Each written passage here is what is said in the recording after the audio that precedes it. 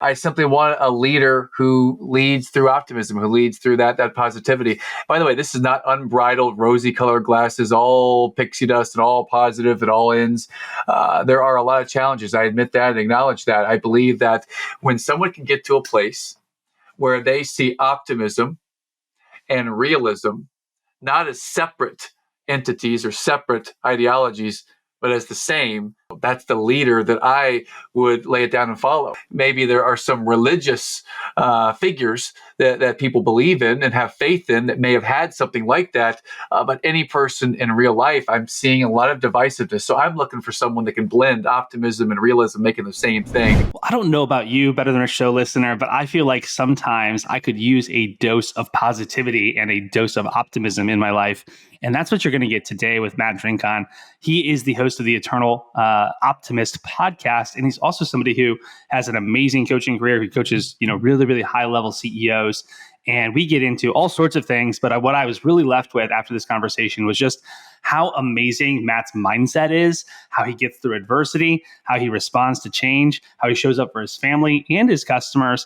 And ultimately, is just a force for good in this world. So I was just blown away by Matt's attitude, by his mindset. He brings some amazing, stories into play. He's a great storyteller. You're going to be on the edge of your seat with this one.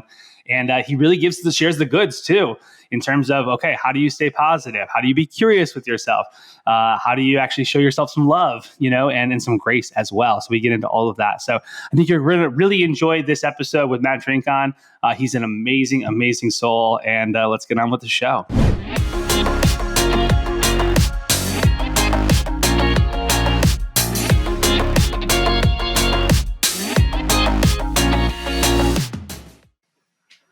Welcome back to the Better Than Rich Show. I'm Mike Abramowitz here with Andrew Biggs and a special guest today, Matt Dinkhahn. We actually mentioned Matt on a few different episodes because Matt has recommended several people to the podcast. We just had Matt King recently on the show as well. We talked a little bit about Matt Dinkhahn, and I'll tell you, this guy is just a remarkable human. I have a special place in my heart for Matt because when I was dealing with the hospital stay and just trying to balance being a dad and being a husband and joining Front Row Dads, he was one of the first dads of the group to reach out to me and see what he could do to support. And I don't know if I will ever forget that gesture of kindness. And I'm just so grateful that we get to have you on the show, Matt. So welcome to the Better Than Rich Show, brother. And Mike, I appreciate it. Didn't you get the bill for all those times that we did spend on the phone? Because you were supposed to get an invoice for that. Yeah, I think you are getting billed for that. Lost in the email. Maybe it's in your spam folder, Mike. So make sure you check that. Yeah, man. I'm glad I moved. I get that a lot. That's okay. I like to make jokes. And Mike, I love you, man. You've been inspiring to me. You're on my show and your episode. I mean, just sharing your journey with your family growing up. And then when you're starting a family, all the opportunity to overcome challenge and show love in your heart, you've just been inspirational to me and still are.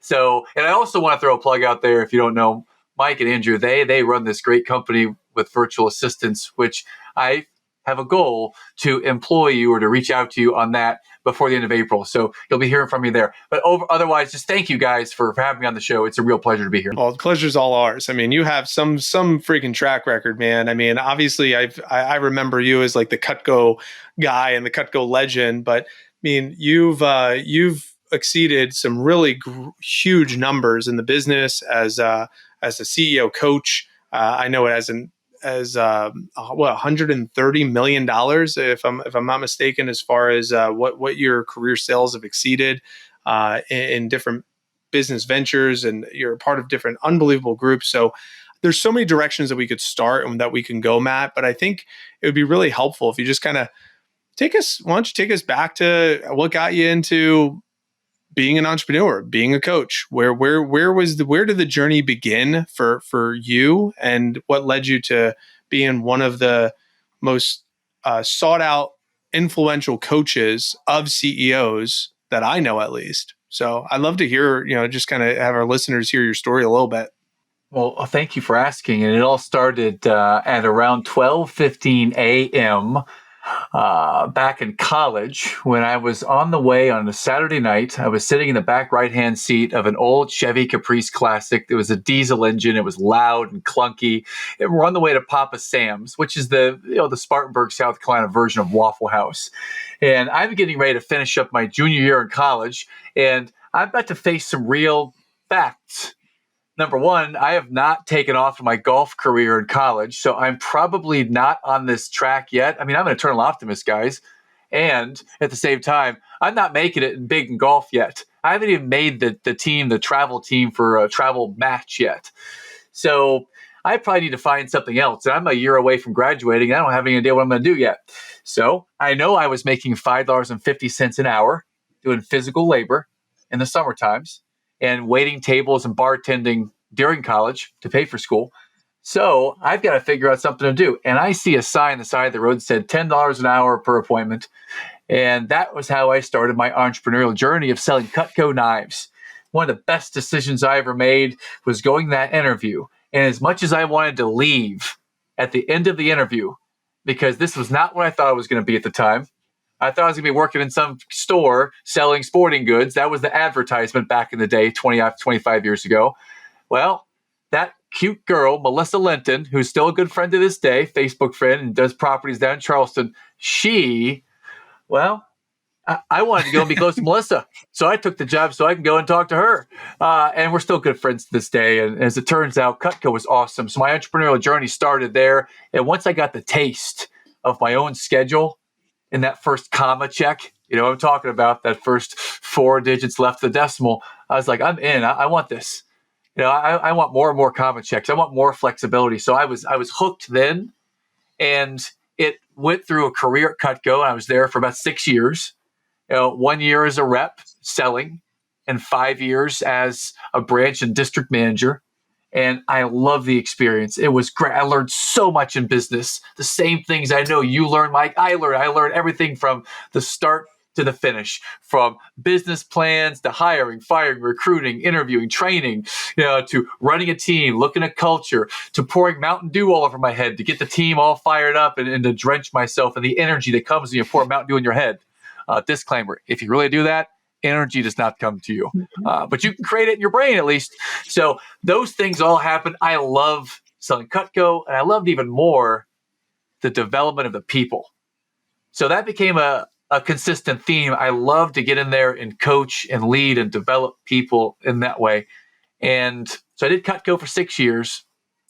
Unfortunately, my dad died at the end of that time. So I went into a little bit of a funk for about 6 months. Then we found, let's try, because my dad wrote it in his journal that I would read later, right? Let's try to play pro golf. My dead father's only regret was that he couldn't caddy for me on the pro golf tour. So when my mom found that journal entry, that diary, and gave it to me and said, hey, check this out, I was like, I'm re-inspired again, had a mission again.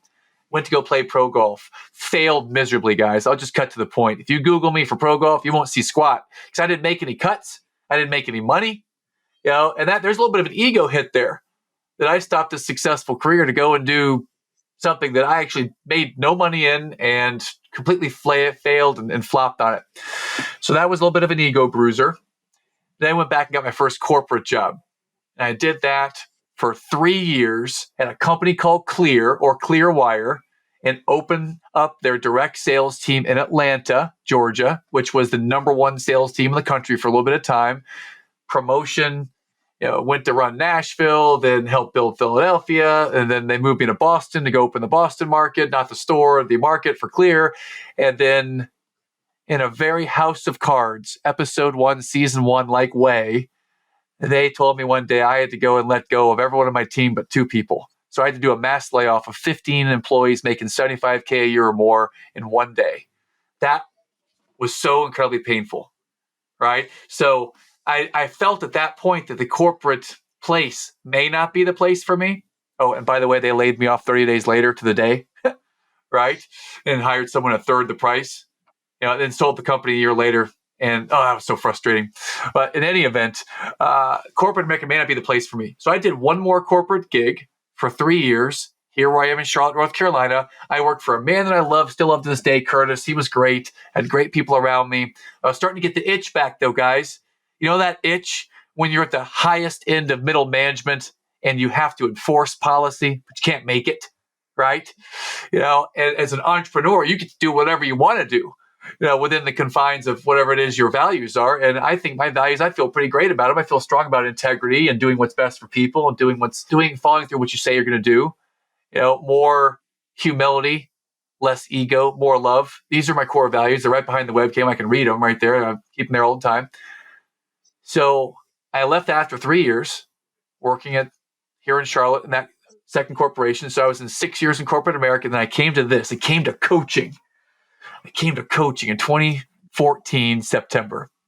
And man, it has been the best ride. I have gotten to meet the most amazing people who have shared the depth of all of their biggest challenges in their business. And, for those of you out there who are coaches, if you're new at it, then you may start to see this. You start with all these business challenges, and where it almost always inevitably goes is what we might call under the waterline, the psychology that's holding you back. And you get to go to work with people and strengthen their mindset. And you get to work with them on, having this place where they can be more engaged with their families, pour more into themselves, not be so burnout and workaholic-y. Yes, that's in the dictionary, workaholic-y, right? And so I would say that now the thing I love the most that leads me to coaching where I'm at today, which I love, is I get to teach and work with recovering perfectionists and highly functioning workaholics who want to figure out a way to simplify things and grow and scale. And that's what I do. Love it. And I've been doing it for 9 years now. Yeah. That's incredible, man. Thanks for taking us on that awesome ride. And I mean, I'm just taking notes over here of just like how great a storyteller you are. Even I'm like, I was with you in that Chevy Caprice Classic at 12:15 in the morning. So thanks for just giving us a masterclass on how to tell a story as well. And, I'm curious, with this, the last 9 years, you've been working with you've been coaching CEOs. You talked about how a lot of times the surface level problem is not the real problem. From your perspective, what is the real problem then? Can you give some examples of that without obviously divulging, anything confidential? But what are the themes that you see? Because you don't just work with, Joe Schmo off the street. You work with really high level folks, top performers, high achievers, folks who are ambitious and have big dreams and visions. So tell us what do you see are the common themes in your coaching that comes up for them? Well, I'd say that every person out there has their stuff, their own internal struggle, their own internal challenge. And one of the more common ones that I've seen, I'll give you a specific example, is I have a client right now who is a legend in their industry. I say the name, everyone knows who I'm talking about, legend in their industry. And this particular client really struggles with this idea of being a perfectionist. They've got to do everything perfect. And the biggest challenge that this particular client has in business is that every single thing has got to be micromanaged to the nth degree and the nth detail. And when we coach them how to empower people and their team to do it, they take the lesson, they go empower people. The people are fired up. They come back and they share, this is what I did. And the owner's still, oh, that's great. But did you think about putting this extra 2% on top of it? I mean, it is such a level of it's got to be done my way. And I see that a lot. That was me for the longest time, is that dose of perfectionist where it's super strong and driven is the strength. But every strength has a dark side. And that dark side, that Achilles heel for the perfectionist, many times is control. So I will help them to understand how their relationship started with needing to be in control. And many times it starts with a family member, or it starts with their first coach they had in sports, or the first boss they had in their very first job. It starts somewhere in their past, their relationship with the idea of being in control. And it shows its head in many different facets. I'm working with another CEO level person right now whose challenge with control is that they have a really hard time receiving any feedback from anyone that they truly respect or who's higher in the totem pole than they are. They can receive feedback from employees all the time, from friends, from family members, from their significant other. That's fine. When they get feedback from a certain person who might be higher than them in the totem pole, they feel like they've given up control a little bit and that they have to be subservient, and they feel like an imposter, and they get angry when they have to receive feedback from that person. So it can go any number of ways, gentlemen. But the main thing is that everyone has their own stuff. A common challenge that I see is this need to do it my way and be perfect and be in control. So I'd say that a number of things that I work with for myself, with coach that I have, and with other leaders is around this idea of being able to let go of control, as an example. My curiosity there is so are you taking them to like a stillness best practice to like unclutter the mind? Is that the direction that you take these CEOs? Because obviously control is in the outside world, and there's really the only thing that we can control is the inside world, because everything outside of us is fairly circumstantial. There's only so much that we can influence, but I'd love to, I don't want to assume anything. So that's why I'm more so curious. Is that the direction that you usually take? Or you think about time, like you can't really control time, but you can control how I approach time. I can't control people, but I could control how I influence people, but it all comes back to me. Is that kind of the direction there? So I'd say a couple of responses here. Get really tactical here on a couple different ways that we might work on that control issue. Number one, I think you nailed it. It's stillness. I think John Vroman, Front Row Dad, said something like a few months back. He said, stillness is a move. And that's true. Stillness is a real move. It's an intentional move where we pause and we let things flow through us. So I think stillness is a way that we can show our emotional intelligence by being able to be present and by pausing. So to answer your question directly, yes, we will practice something as specific as heart-centered breathing, that I've learned from Dr. Roland McCready of the Heart Math Institute. And if you do an exercise like that, heart-centered breathing, you can Google that and do that. I won't walk through exactly what that is today, but heart-centered breathing is one exercise. For the high empathy player, I will use a heart-centered breathing approach. For someone like me, who is probably more process-driven and cerebral, kind of in their head, and a big thinker, I won't go with the heart-centered breathing. I will take them on a more traditional approach. I will take them to some box breathing, 4, breathe in, 4, hold it, 8, breathe out. I'll take them on more of a process-driven, less of feeling and more of that type of process. That's one method, is this stillness or meditation.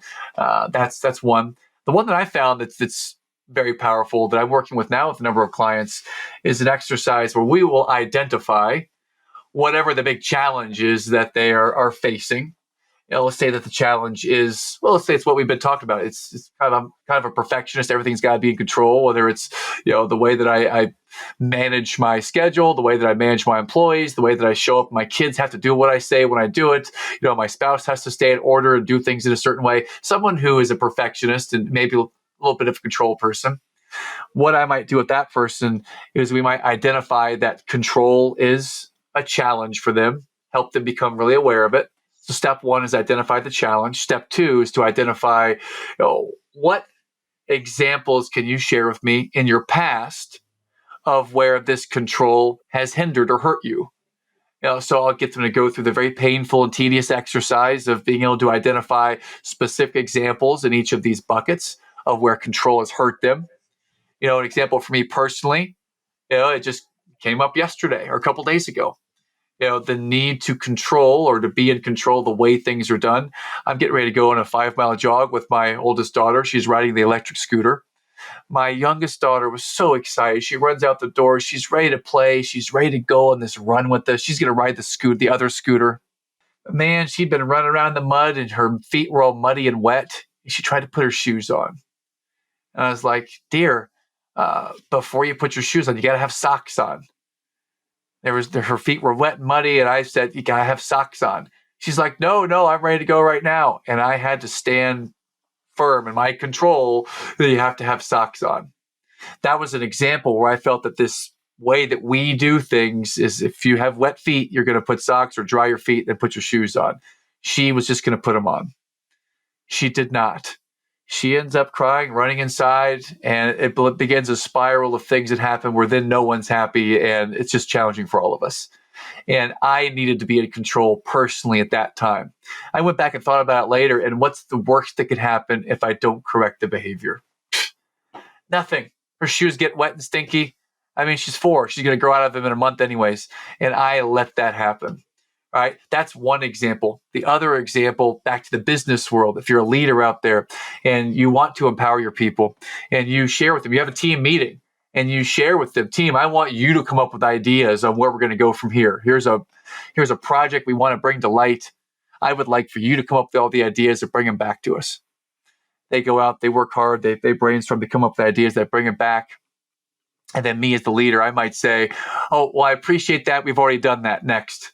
And just shoot the idea down before they even finish saying it. Or they share the idea and you say, great idea. Hey, have you thought about putting this on top of it and just tweaking it just a little bit? Then it would be great. Those two things right there where you think you're empowering, you're actually doing the opposite of empowering. You're causing them to never, ever bring an idea to you ever again. And these are the types of places that I walk into the environment with high-performing leaders, and they may have done this on accident, didn't even realize that they'd slighted their people. So I go and look for things like that and help them get to that place. But I would say that looking at places in the past where this issue has come up, that can be tedious and it can be painful. But I want to show them that this is not something that you're using to your advantage. If you were to use control to your advantage, where it's best for you, it's best for the people, best for all the stakeholders, what might that look like? And almost inevitably, they come up to the conclusion, man, it's actually not to my advantage to do this. If I were to take a step back and empower them and let them do it and figure it out, that would be more to everyone's advantage if I do that. And that may be, I just gave you the cheat code. That's the conclusion they come up with. So no one listened to this who's ever had this challenge before, because I just told you what's probably going to happen. Oof. Yeah, but that's an example. 2 examples, the stillness / meditation is an example. And the second might be the exercise of looking into the past for areas where this has hurt or hindered you. All right. And then here's the bonus exercise for anyone out there. What can you reasonably predict is going to happen in the future? I mean, we don't know exactly what's going to happen in the future, but we can reasonably predict that if I go down this path, that might happen. There's a strong chance this might happen. Well, if you know that a certain conversation is coming, and you know with a reasonable certainty that if I continue this behavior, something else is going to happen, then let's project into the future a little bit. What might I reasonably predict might happen if I continue to do this behavior? What might happen? And walk them through that exercise. And many times they'll come to the conclusion themselves. Some of them don't. And those that don't, I will share with them, well, here are 3 examples of when someone doesn't let go of control, how that alienates and always causes top performers to either leave, resent you, and then eventually end up leaving in very bad terms, or leave, they ghost you because they don't know how to tell you that they're just gone. And that happens fairly frequently.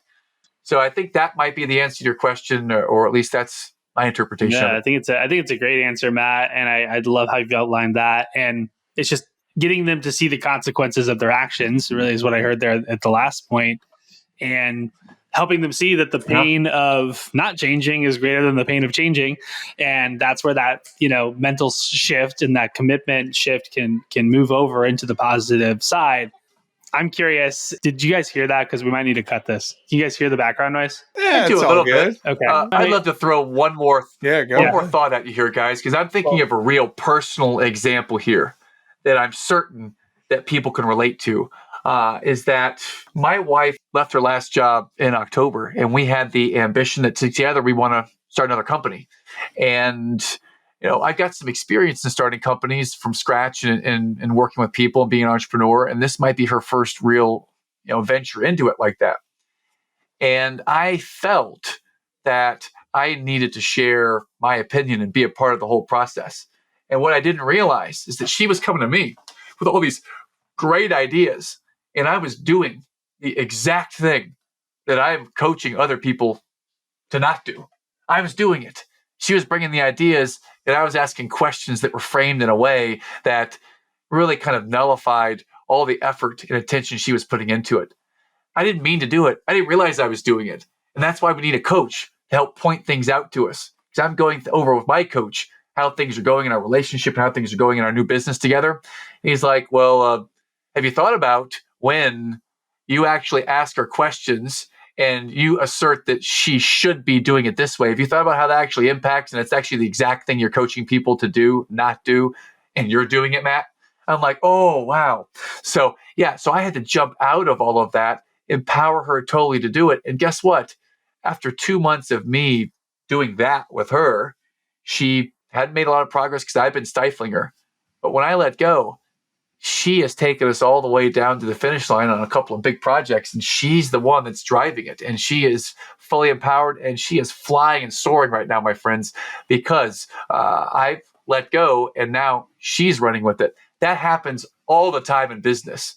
That we unintentionally cause our people to not do things and not take the initiative because we always have to add and sprinkle our 2 cents on as the owners. If we let them and empower them to make the mistakes and to try, then they're going to make a lot more progress by learning. It's like riding a bike. You fall down a couple times, then you'll learn what not to do. But you've got to have that in order to make forward progress. Doing a business deal with your wife, that in itself is a great feat. And to make it a successful one at that, that's really great. I've always heard, don't mix, don't bring that business stuff to the household. It's only going to create chaos. So good for you. And you have several kids at home too. So between balancing not overcoaching wife and not overcoaching, how many kids do you have at home? Well, just for those of you out there listening, if you have more than 2 kids, it's like you have 1,000 kids. And I've got 3, so it feels like 1,000 kids. So I have about 3,000 children at home right now. Yeah, really 3, but it feels like 3,000 sometimes. Lovingly. Really, really great. I wanted to kind of circle back to some of this, not necessarily just the control, but like the self-awareness aspect of some things. So if we had to explore that just a little bit more of how might someone. We talked a little bit about the box breath. We talked a little bit about the journal activity. I love your question asking. Like you asked me that question when I was in the hospital. It's like, how might I? And you gave me a list of how might I questions that were so helpful because it almost like triggers, the might triggers a different emotion than how would you? It's like I've heard that many times, but you really accented that a ton when I saw your questions. And then when I also saw like your planner and how detailed you are with your task list and how you manage your time, I'm sure there's some components there of like just self-management, curiosity, using words like might. These are some of the things that I'm picking up from watching you and observing you that I believe that there's tremendous value that maybe if you just riffed on some of these things, gratitude or self-compassion or any of that, you could just riff, Matt, and I'd love to see where that conversation goes. I'm sure there's some gems there. Well, it's not hard to get me talking, so just cut me off when it's time. So I would share this. So when a tiny distinction, which makes a huge difference. You said, how would you versus how might you? And it's interesting in the brain how those 2 words impact differently. How would you is something that goes to the logical side, the process, and the result side of your brain. It's not as creative. It's not as inspiring. It's straight, get to the point and make it happen. And it's that directness, that removes all of the creativity and curiosity from it. How might I? How might we? How might you? That takes us to the more creative side of the brain, which is inspiring, which does allow us to think without limits. So I would always challenge with that type of question. So many leaders start team meetings, start their business day with, what do I need to do today? Rather than how might I make today the most productive day I can, right? So I love the how might I frame. And if you ever are a fly on the wall in any coaching session or their dinner table, or my wife and I are brainstorming on the business, every question we ask on the front end of the call, the front end of the meeting, it's always a how might I question because we want to inspire that creativity, that learning, curiosity at the front end. At the end, if we need to take action, which I like to finish every coaching call with an action of some kind, then it'll be, what are you going to do? What's the next soonest, smallest step that you're going to take today that's going to help you get forward just a little bit? I love to use that question, especially when facilitating like retreats or big team company events. What's the soonest, smallest action? Because sometimes it can be overwhelming to try to think about, I'm going to accomplish this big, giant goal. And we've all heard the old adage about, how do you eat the elephant? One spoonful at a time? Is that it? How do you eat the elephant? Well, I don't know. How do they build the pyramids? That one block at a time. I don't know where that eating the elephant thing came from. But I'd love to go back to and switch gears to something else. It's the equation. And the equation might be this. We talked about inner peace and self-awareness. Here's the equation I'd invite you to consider. It's a three-part equation. I'll share the equation, and then we'll walk through one-on-one each of the steps. So the equation is gratitude plus curiosity plus self-compassion equals inner peace or happiness.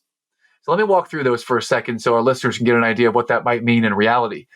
Gratitude. What's an example of gratitude? Well, gratitude might be this. It might be that there are maybe 7 billion people on the planet. And if you're listening to this podcast today, in the stack ranking of people who have the access to resources, and we probably have a home or electricity, we at least have a phone or a computer, or at least are near one to be able to hear this. You got to look at our stack ranking in the world of prosperity and resources. We're probably in the top billion.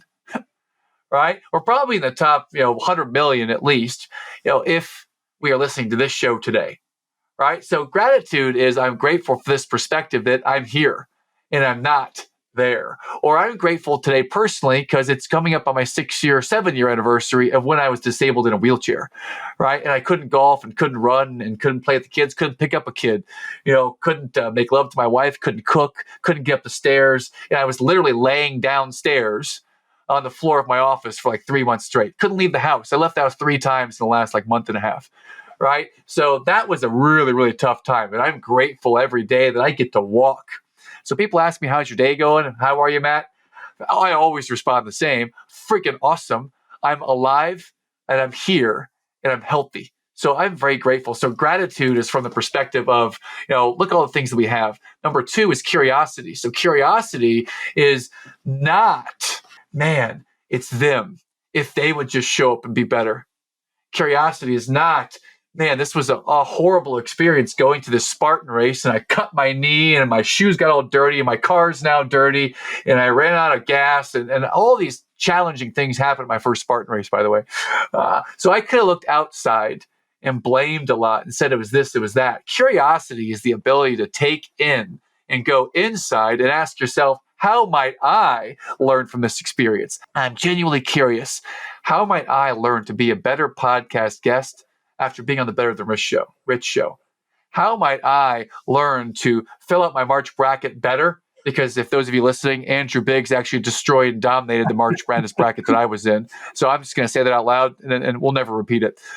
But how might I learn to own and be present with this hard stuff? I'll start offering coaching calls next year. Next year, you can join my 5-day mini course on how to fill out your March Madness bracket. I got 3 out of the 4 Final Four teams just for, everyone. I just want to make sure this is noted. And into perpetuity, this is locked in. So no, I'm just playing. Keep going, Matt. I cut you off. Actually, I have no curiosity towards that. I'm not seeking happiness towards that. But curiosity, how might I be able to look at this as a gift? How might I look at this incredibly challenging circumstance in front of me right now as an opportunity to spread, some energy or positivity in the world? Because, I know I got hard stuff going on right now, but you know what? Other people have much harder things going on than me. So I'm grateful for where I'm at. I'm curious of how I might learn from whatever's in front of me right now. I'm curious how I might learn from the experience of my 4-year-old daughter running off, screaming from me. What might I learn from that experience that happened 2 days ago? Right? So curiosity. And then number 3 is probably one of the more challenging ones for the people that I coach and most of the high performers I'm around. Number 3 is self-compassion. That is defined as having a little bit of patience and grace with others and patience and grace with ourselves. And what I mean by patience and grace is, man, I scored 95 in that test. Darn it. I missed 5%. And I didn't score 100, and I'm really upset about it right now. Dan Sullivan would call that the gap in the gain thinking, living in the gap. And I'm always looking at those external things where they're causing this over here, where it's all external, it's all challenging, and I didn't quite get the perfect thing, so I'm going to focus on where I'm not perfect. All right, self-compassion and grace is looking at all the things that we have accomplished, looking at the gain, looking at all the progress that we've made since the day that I had Mike Abramowitz on my show, the Eternal Optimist podcast, and he was a great guest, roughly episode 17.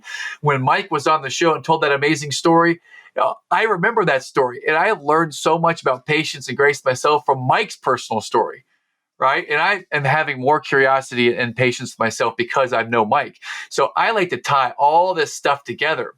Patience and grace with self. I'm going to make some mistakes. I'm not perfect, I'm human. I'm going to forgive and forget. Well, sometimes forget. I'm at least going to forgive, some of the things that are not perfect out there. Like if an employee is 3 minutes late, right? Or if Andrew Biggs talks smack to me on his show about dominating me in the March Madness bracket, I'm going to have a little bit of patience and grace with Andrew's rudeness. I'm just teasing. It was Mike and Andrew were both equally rude to me there.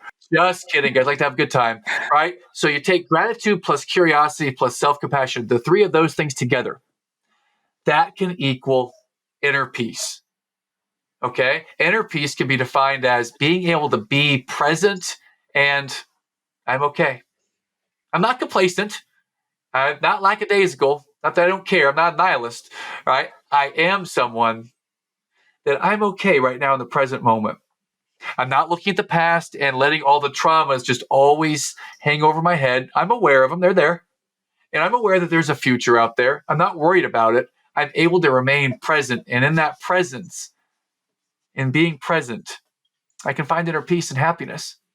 So how might we, my friends out there listening, how might we learn to practice gratitude, curiosity, and self-compassion, which is patience and grace to yourself and others, on a way to getting inner peace and happiness? And I like we talked about earlier, you look at over the course of time, humans only need really two things. They really only need to feel heard, appreciated, valued. That's number one. And number two, feel like they're making progress. They can feel those two things, then most people are going to be pretty happy with that. Right? So I want to help them find those two things in the coaching practice. I want to help them find that through this equation. And if they can just get on the path to doing that, then they'll be able to find that inner peace and happiness, or at least significantly increase the odds of finding it. Yeah. So the question is, how do you find that now? And that's incredibly difficult. If you look at it, I've got to go and figure all these things out today. So a little bit at a time, I'll bite off a little bit at a time. And like Mike and I have talked about before, I'll do it through journaling because I'm a big journaler. I'll do it for about 20 minutes a day. And I'll write down something that I'm grateful for every morning. I've been doing that for 8 years in July, right? When it comes to curiosity, I'll start off every journal entry with a question: how might I something? Today just so happens to be I was talking about control. How might I have let control own some of my decisions in the past? And how might I let control be a catalyst for making future growth and changes, right? So how might I question? It helps me find curiosity and a little self-compassion and grace. I find that by writing down my gains every day in my journal, which I write in red every day, my gains, right? So that's how I practice it. I have the question or the challenge for the listeners out there. How might you learn to practice these three qualities, these three characteristics, so you, my friends, can also have inner peace and happiness? It's fantastic. No, I love it. And I mean, thank you so much for outlining this equation. I'm inspired to give myself some more gratitude, compassion, and curiosity, and hopefully bring about even more greater peace. And Lord knows I need compassion from you and from everyone every single day. So sorry for being rude. and so rude. I know. I'm half joking, but I'm also telling the truth that every single day I definitely need compassion from those in my life. I'm curious. I mean, we could probably keep going for hours and hours, and I also know that you're a busy guy. We got to get you back to your clients here soon. I have a question though. Your podcast is the Eternal Optimist podcast, right? And in a world where optimism is kind of in short supply, I mean, it seems like more and more it's pessimism, right, or nihilism, or something that's that not very many people are preaching about optimism.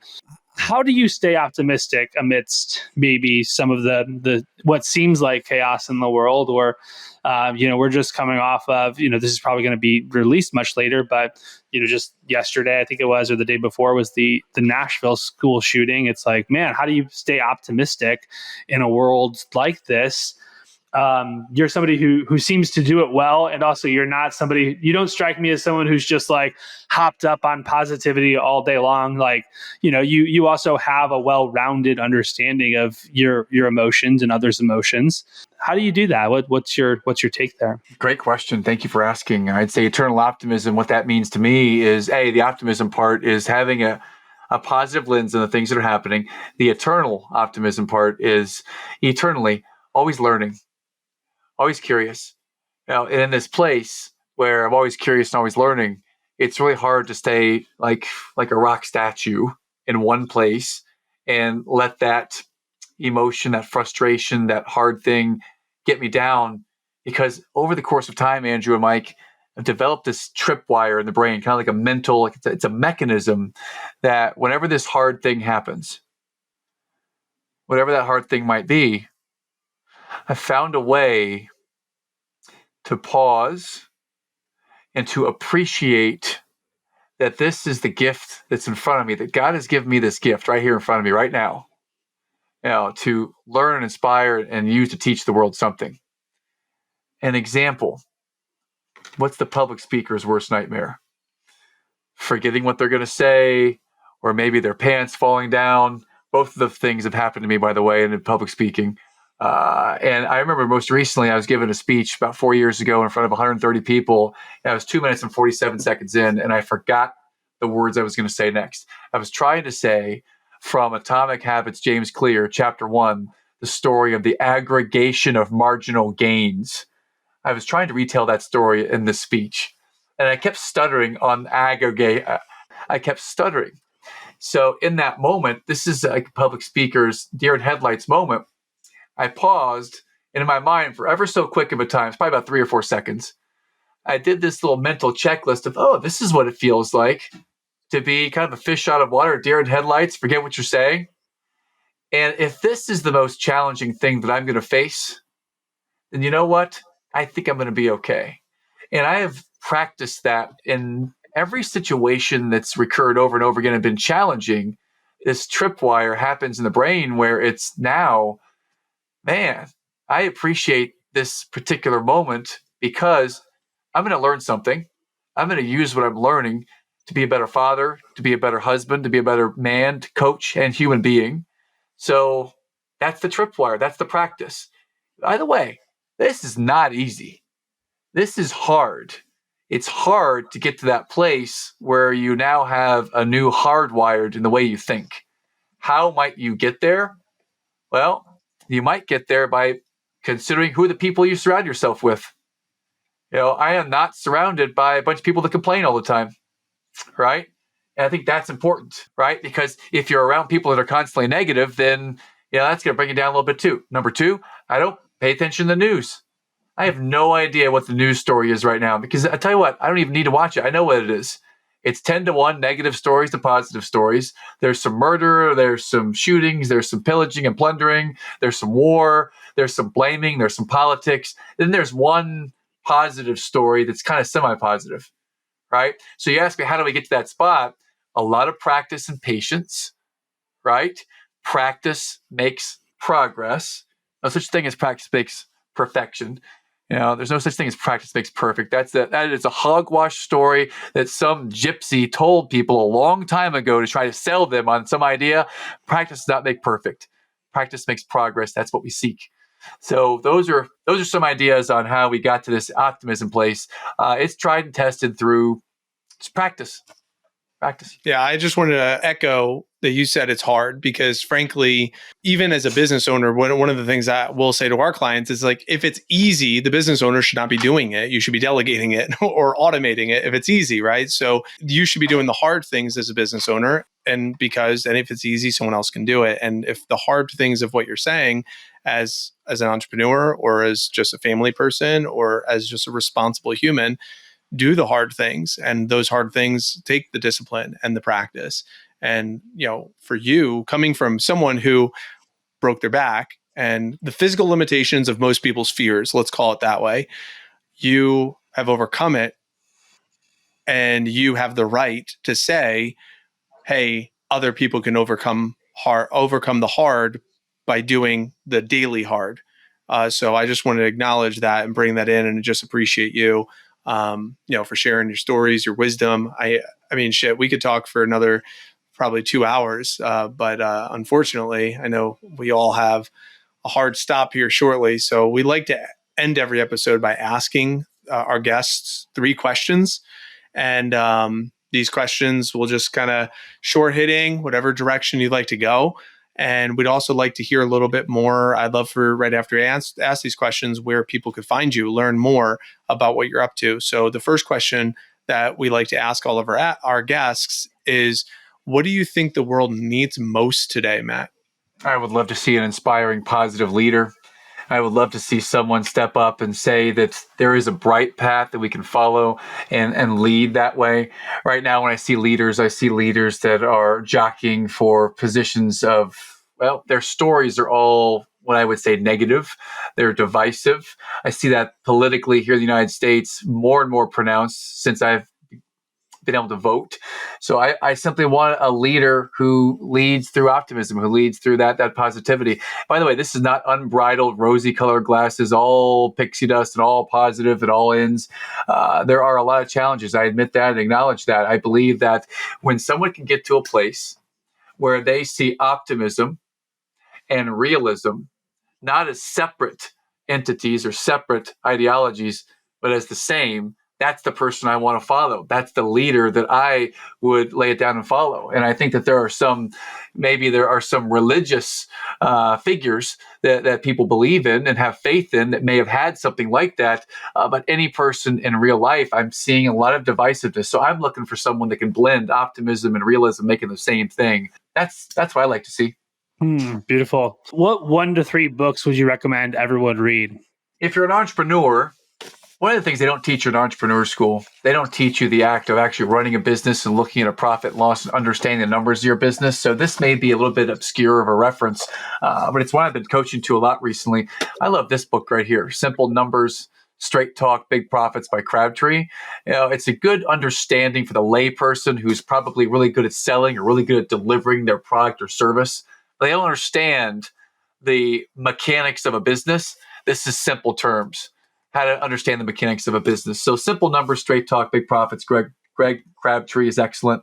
I'd say number 2, I've already mentioned it, and I'll mention it again. If you're a recovering perfectionist and a highly functioning workaholic, and you're stressed out of your mind, and you have a lot of anxiety, this might be the book for you. It's The Gap in the Game by Dan Sullivan, basics of the Strategic Coach program. And then if I had to give one more, man, there are so many out there. If you have a huge heart and you believe in the power of people, you believe in the infinite potential of people, then I'd say you could expand upon that if you read this book, Conversations Worth Having, by Jackie Stavros. I got this one back from my friend John Berghoff, from the exchange community, a couple of years ago, and I've been reading it, and there's some great stuff in it. In fact, if I could just take one moment and read to you the best quote in the whole book, in my opinion, on page 5. When you approach each vital conversation as if it could become the most important conversation you might ever have, you can create a positive legacy. How often do we think of our next conversation with this kind of alertness and high anticipation? And team, what I take from that is everything that we have in the entire world is right now in this moment in the conversation that we are in. Be present to the magic in every conversation, because anything could happen right now in the conversation. Our conversation, whatever one you're having with your family, that is the quality of the relationship, is the quality of your current conversation. So be present and give it your best. That's the 3rd book. Damn, that book's been sitting. If That book's been sitting on my shelf for so long. If there were a 4th book, I got to check it out now. It's good. It's exceptional. If there were a 4th book, then I'll throw this out there as a little precursor. In December of 2023, my first book will be coming out. I'm excited about this. I've inked the deal a couple weeks ago, and Mark Victor Hansen's publishing company is going to publish my first book. And there's going to be some themes of eternal optimism in it. It's going to be a fictional book, and you'll see some of the things we talked about today in a couple of chapters. But a book's coming out at the end of the year, and I'll be sure to get that out to you guys so you can take a look at it. So look for that book. Name to be determined later. That's amazing. Thank you. Congratulations. And that's exciting. Our third question, Matt, and then we could let the audience know where to find more of you, is what does it mean to you to be better than rich? So better than rich to me, when I heard that my instantaneous thought was to think of rich as in money. Then I thought about it. My family, mom and dad's side, neither one of them grew up rich with money. They grew up rich with love. My dad's side came from a farm. They grew up with a rich family who loved each other. 3 brothers and a mom and dad, and they were close. My mom, she grew up the exact opposite. Abuse, welfare, number of different father figures over time, single mom background. So she grew up in a tougher position as a child. She still had a richness and love from her mom and her brothers. And I think about that. And when you say better than rich, I think better than rich to me means, a fullness of heart, a richness in love in my heart for the people that are most important to me around me.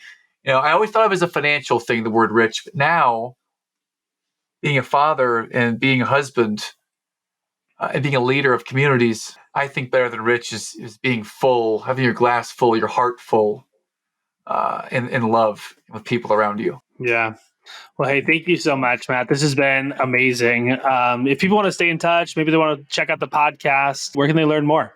Well, EternalOptimistPodcast.com is the website for the podcast. My coaching company, ProAdvisorCoach.com. And where I would really love to see him show up is to show up on my Facebook and Instagram accounts at 7 a.m. Eastern Time, Monday through Friday. I do a live stream. And on the live stream, I'll normally riff for about 10 or 20 minutes. I'll read my journal every morning out loud, share some learning lessons from the previous day, share the gains from the previous day, and we'll talk about regular real-time issues that are happening in the world and just give an eternal optimist perspective on it. It is highly improvisational, and we do it every day. And sometimes the kids crash it, like this morning, my 4-year-old sat in my lap the whole time. We basically talked on a walkie-talkie for 10 minutes, but it was fun. Love to do it every day. So follow me there and watch. After July 4th, I'm launching a Mastermind course. I'll let you know more about it as time goes on. But watch after July 4th, the Mastermind, where I'm going to teach business owners some very specific set of skills. I'm not going to tell you what they are right now because I haven't figured them all out. My coach is helping me to refine and complete the Mastermind course. That's coming after July 4th. So those are a couple places that we can connect, team. Sounds incredible. I mean, I had no idea you went live every day at 7. I mean, that's commitment right there. So. And, listener, if you've enjoyed this episode as much as we have, check out what Matt's up to. I mean, he's the real deal, really knows what he's talking about. And from this interaction, it's really clear to me, Matt, that you not only talk the talk, but you walk the walk. So I just want to reflect that to you. Thank you. I appreciate it. And I always like to finish with one last thought. It might be this. And anyone out there listening, be ready to have a big, bold ask. Whatever it is, if you want something in your life, then you've got to go get it. You've got to ask for it in some cases. And I have a big ask of our listeners here and in any show and everywhere. My ask, and this may be highly personal to me and it may sound kind of petty to others, it's important to me. My ask is I would like to play Augusta National Golf Club. And if anyone out there has a connection to get on Augusta National, I would gladly trade some coaching to get on Augusta we got you. National. One of our buddies is Rob Brandt is working it, dude. Let's Rob. I mean, he might be able to hook you up. He gets paid to work Augusta. Well, in that case, looking forward to that introduction, guys. Thank you. If for some reason we can't get the hookup, listeners, inundate Matt's inbox or social inboxes with invites into Augusta National so he can live his dream. But I love that. Cool. Well, thank you so much. Well, hey, assuming this, you want to see us out here, Mike? You got it. Sorry to interrupt it. No, you're fine. So, assuming this episode helped you, it's your turn, listener, to share this episode with a friend. Pass it on to somebody who needs a little bit more eternal optimism in their life.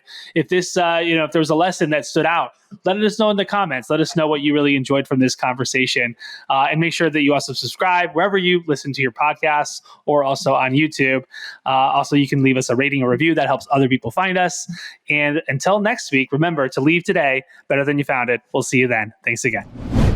What's up, guys? Biggs here. I hope you enjoyed that clip. If you did, go ahead and check out the other video that's being recommended on the screen right now. You can also subscribe to our channel. And then if you really are interested in what we do, go to automatedelegatesystemize.com to learn more about what we're up to. Thanks again.